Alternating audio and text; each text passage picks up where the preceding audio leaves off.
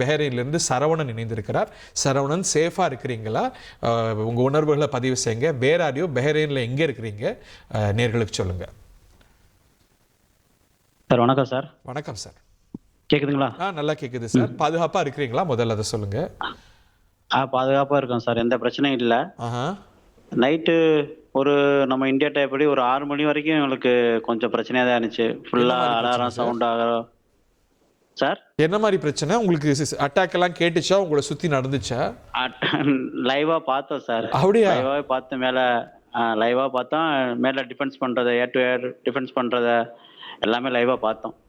Siren ஒழிச்சுதா உங்களுக்கு? அந்த மாதிரி எச்சரிக்கை எல்லாம் வருதா? அது எல்லா இடத்துலையும் வந்துடும் சார். மொத்தம் நம்ம இப்போ எப்படி சொல்கிறதுன்னா, இப்போ இஸ்ரேலில் வந்து ஒரு ராக்கெட் ஏதோ உள்ளே வந்துச்சுன்னா அவங்களோட ஸ்டேட் எப்படி அவங்களோட கண்ட்ரி ஃபுல்லாக அலாரம் ஸ்டேட் ஆகுதோ, அதே மாதிரி இங்கே பெஹ்ரைன்லேயும் அதே மாதிரி தான் சார் இருக்கு. ரெண்டாவது, எங்களுக்கு மொபைலுக்கு வந்து அலர்ட் மெசேஜ் வந்துடும் சார்.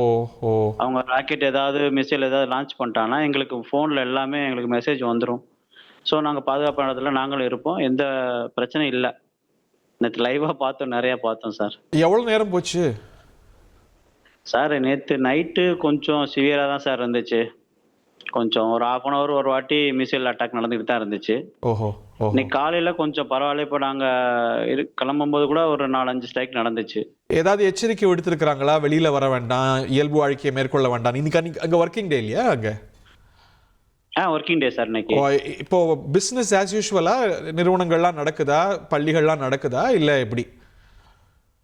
பள்ளிகள் வந்து நடக்க வாய்ப்பு இல்லை சார். ஏன்னா நாங்கள் ஓகே, லாஸ்ட் தி லைன். நம்ம தொடர்பு கொள்வோம். சொல்லுங்க. அதை விட்டு நான் கொஞ்சம் அவுட்டர்ல தான் இருக்கோம். ஓகே. இப்போ நீங்க வேலைக்கெல்லாம் போகலாமா? அது தள்ளி இருக்கிறோம். அட்வைஸ் பண்ணியிருக்கிறேன். என்ன அட்வைசரி கொடுத்துருக்கு உங்க அரசு? அங்கே இருக்கிறவங்க எல்லாம் என்ன சொல்றாங்க? நாங்க கண்டிப்பா வேலைக்கு தான் சார் வரணும். ஏன்னா நாங்க இருக்கக்கூடியது மக்களோட அன்றாட தேவையை பூர்த்தி பண்ணக்கூடிய இடத்துல இருக்கோம் நாங்க. அதனால நான் கண்டிப்பா வந்துதான் ஆகணும். வீட்டுல எல்லாம் பதட்டப்படுறாங்களா? அதெல்லாம் பதட்டம் எங்களுக்கு ஒண்ணும் கிடையாது சார். ஏன்னா கம்பெனி எங்களை பாத்துக்குது, அதனால எங்களுக்கு எந்த கவலையும் கிடையாது. கம்பெனி எல்லாம் இன்னைக்கு ஒர்க்கிங் தானா? இதனால எதுவும் மூடலையா? இல்ல சார், இல்ல சார், அந்த மாதிரிலாம் எதுவும் கிடையாது. ஏன்னா ஏதாவது வந்து அவங்களே எங்களுக்கு இது கொடுத்துருவாங்க, சேஃப் கொடுத்துருவாங்க. அங்க இந்திய தூதரகம் நம்பர் எல்லாம் கொடுத்துருக்காங்களே, எதாவது பாத்தீங்களா? பேசுனீங்களா? கோஆர்டினேஷன்ல இருக்கிறீங்களா? இருக்கோம் சார். அவங்க நம்பர் எங்களுக்கு ஷேர் ஆயிடும் சார். இங்க ஏர்போர்ட்லாம் ஃபங்க்ஷன் ஆகுதா? எம்பசில இருந்து ஏர்போர்ட் கிடையாது சார். ஏர்போர்ட் இன்னும் அவங்களுக்கு கொடுக்கல அவங்க. சரி. பாதுகாப்பா இருங்க. Okay sir, okay sir. கவனமா இருங்க. ரொம்ப நன்றி. பெஹ்ரைன்லேருந்து சரவணன் இணைந்திருக்கிறார். பெஹ்ரைன் போல பல இடங்களில் மத்திய கிழக்கில் அமெரிக்காவுடைய பேசஸ் இருக்கிறது. ஸோ அந்த பேசஸ் குறிவைக்கப்படும் பொழுது பாப்புலேஷன் சென்டர்ஸும் பாதிக்கப்பட்டது பார்க்குறோம். துபாயிலலாம் அந்த ஏர்போர்ட் ஹிட்டான செய்திகள், காட்சிகள்லாம் கூட நம்ம வந்ததை பார்த்தோம். நான் ஏற்கனவே குறிப்பிட்டது போல் பெஹ்ரைன் இன்னும் கூட தாக்குதலுக்கு உள்ளாகக்கூடும். அமெரிக்காவோட உறவில் இருக்கக்கூடிய தேசங்கிறத தாண்டி இஸ்ரேலோடு நேரடியாக உறவு கொண்ட சில இஸ்லாமிய தேசங்களில் பெஹ்ரைனும் ஒன்று. பெஹ்ரைனோடு 2020 அமெரிக்காவுடைய மேற்பார்வையில் ஏப்ரஹாம் அக்கார்ட் அப்படின்னு இஸ்ரேலுக்கும் அமெரிக்காவுக்கும் இஸ்ரேலுக்கும் பெஹ்ரைனுக்கும் உறவு மேற்கொள்ள வைத்தார் டொனால்ட் ட்ரம்ப். ஸோ அதனால் அண்டர்ஸ்டாண்டபிளி பெஹ்ரைன் தாக்குதலுடைய முதல் இலக்குகளில் ஒன்று. இன்னும் சொல்லப்போனால் இஸ்ரேலுக்கு நேர் எதிராக அரசியல் நிலைப்பாடுகளை எடுத்த கத்தாரும் கூட கடந்த முறை ஆளானதை நம்ம பார்த்தோம். ஸோ ஒரு ஈரான் இஸ்ரேல் என்பதை தாண்டி அந்த பிராந்தியம் முழுக்க, வெஸ்ட் ஏஷியா முழுக்க இந்த பதற்றம் தொற்றி இருப்பதை நம்ம பார்க்கின்றோம். நமக்கு என்ன அக்கறை அப்படின்னா, நமது சொந்தங்கள், நம்முடைய சொந்தங்கள் மத்திய கிழக்கு முழுக்க, வெஸ்ட் ஏஷியா முழுக்க இருக்கிறாங்க அப்படிங்கிறத பார்க்குறோம். இது அடிக்கடி குழப்பற நீங்கள் நினைக்க வேண்டாம். அதாவது மிடில் ஈஸ்ட் நம்ம என்ன சொல்கிறோம், மிடில் ஈஸ்ட் அப்படிங்கிற ஒரு பார்வை மேற்கத்திய பார்வை, மேற்குலேருந்து அது ஈஸ்ட்.